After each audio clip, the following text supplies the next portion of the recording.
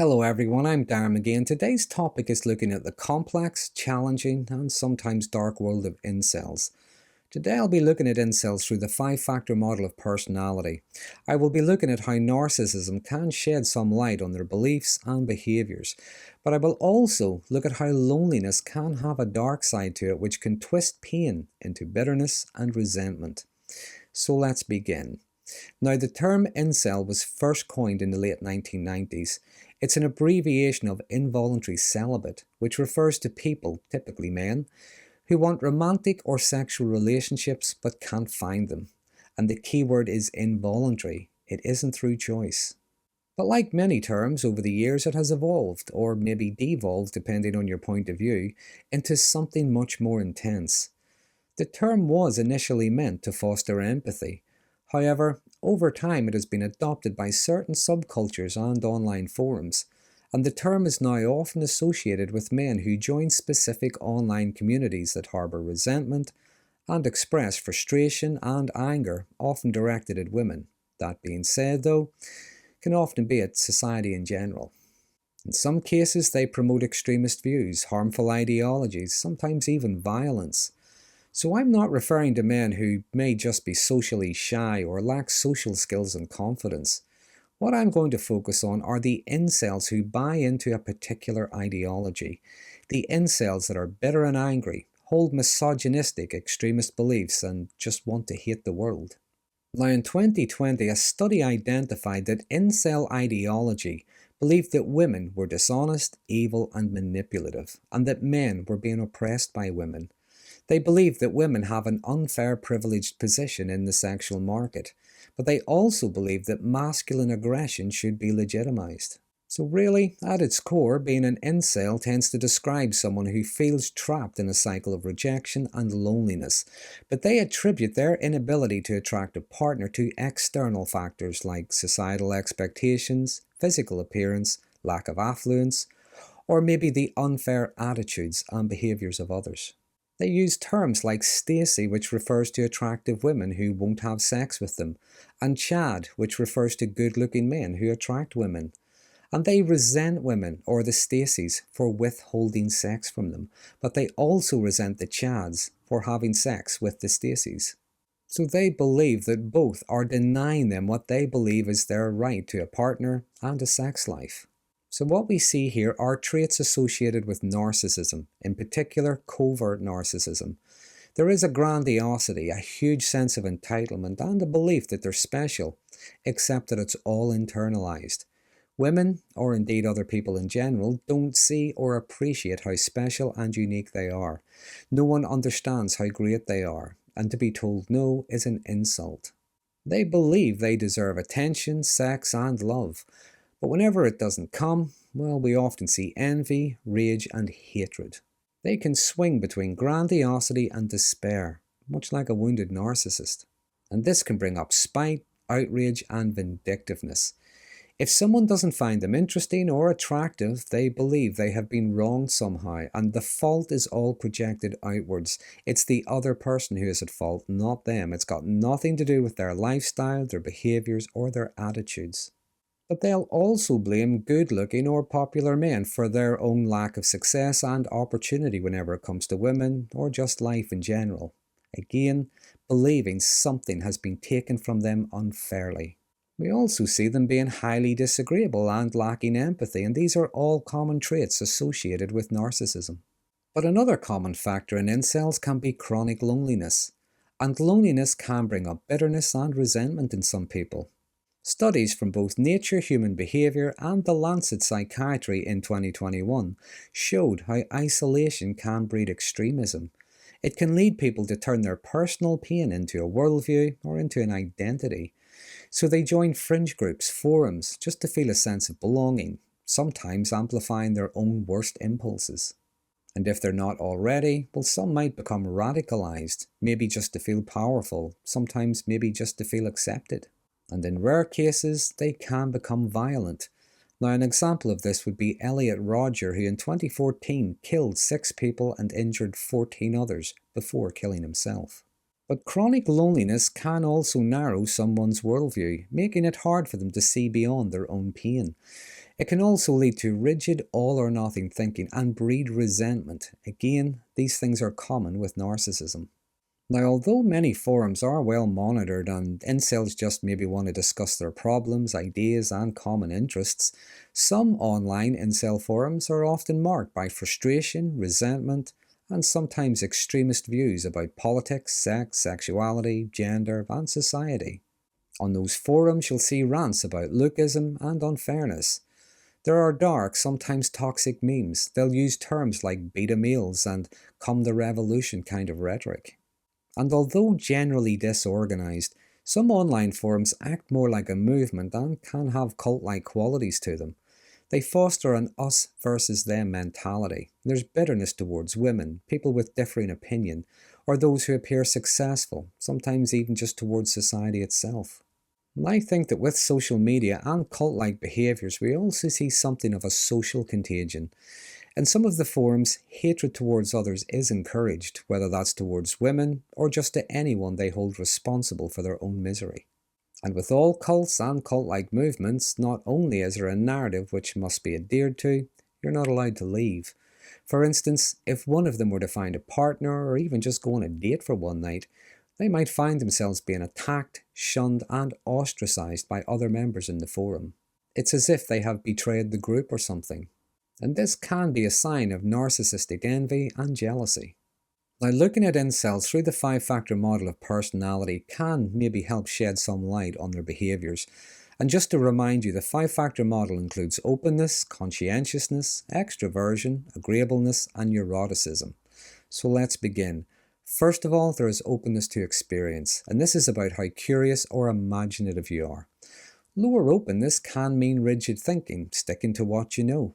And a 2018 study in the Journal of Personality tied this to inflexibility. You often see this in incel spaces with the belief that maybe looks or biology dooms them forever. And incels can be socially and emotionally hard to reach. They're hidden away in online forums where they get some kind of connection, even if it's only with each other, but they all validate each other, and this can reinforce the rigid thinking. So it's a closed door, it's an echo chamber where they reject ideas that might lead to change or growth. Next, there's conscientiousness, and this is being organised, driven, and dependable. And this can vary with incels. Some might score low, feeling lost or unmotivated, and this would fit with the loneliness research. In 2019, a study in health psychology showed how isolation can sap your energy and your drive.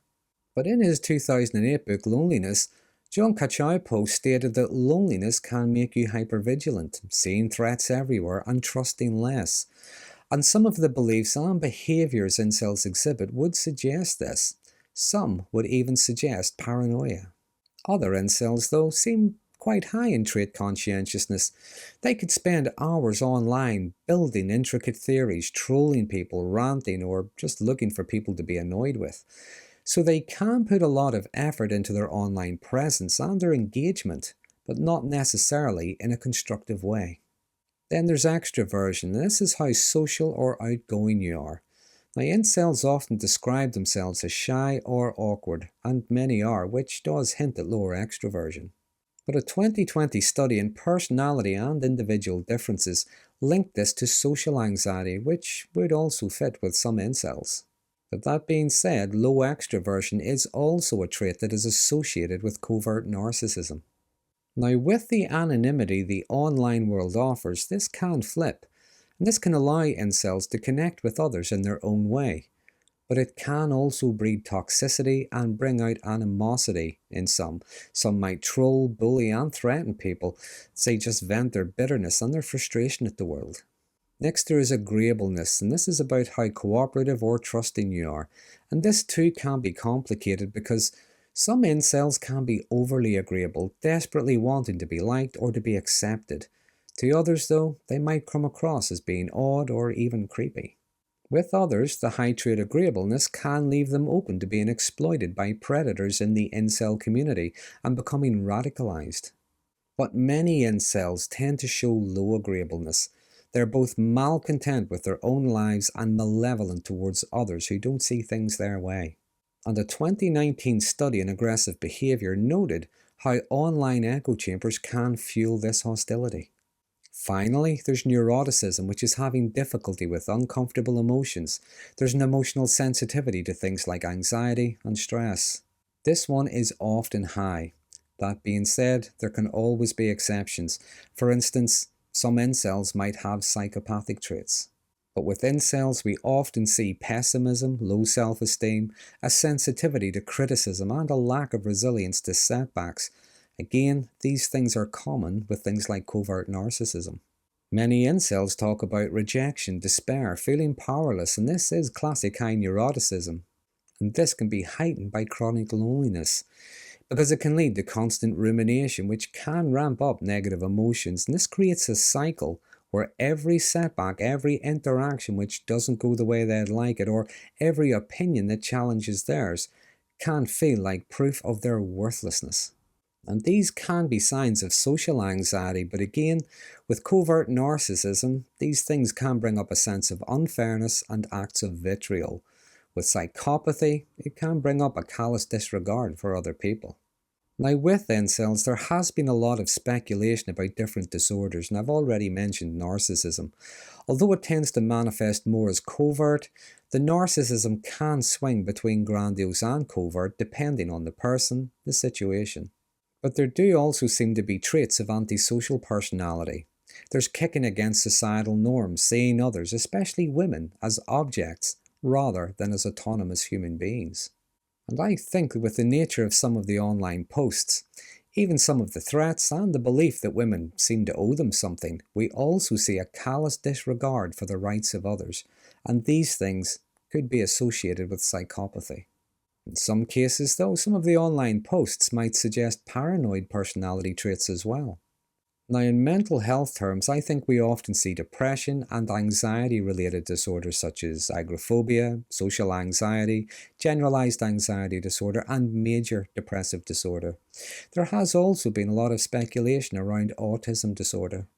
But while many of their online spaces seem to be just ranting about male supremacy and having been cheated somehow, many incels just believe their situation to be hopeless and that they will never attract a partner, so some might just retreat into isolation.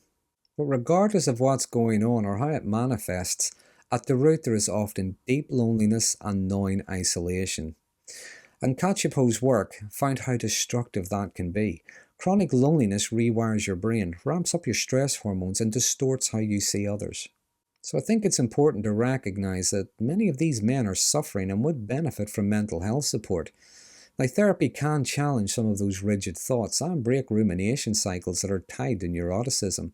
Social skills training could boost extroversion or agreeableness. And therapy could also help with building real, meaningful bonds with others as opposed to just online venting. But unfortunately, many of the personality traits and mental health problems they struggle with actually contribute to their difficulties in connecting with others. They also contribute to them being rejected, and in many cases might even prevent them from seeking support in the first place. Especially where we see narcissism and psychopathy, because it's always going to be everyone else who's at fault, not them. They feel rejected, so they find connection in the online world. They find it with others who feel the same way, and they rant, complain, commiserate with each other, and this can fuel their anger, their bitterness, their frustration, and as I said earlier, in extreme cases, can lead to violence. So that is a brief outline of the personality of an incel. I will add the research I looked at in the description of this video, but as always, please feel free to add anything I may have missed in the comments section. There are some interesting conversations start from these videos. But if you find this topic to be interesting, then please consider subscribing to my channel. And until next time, thanks for watching.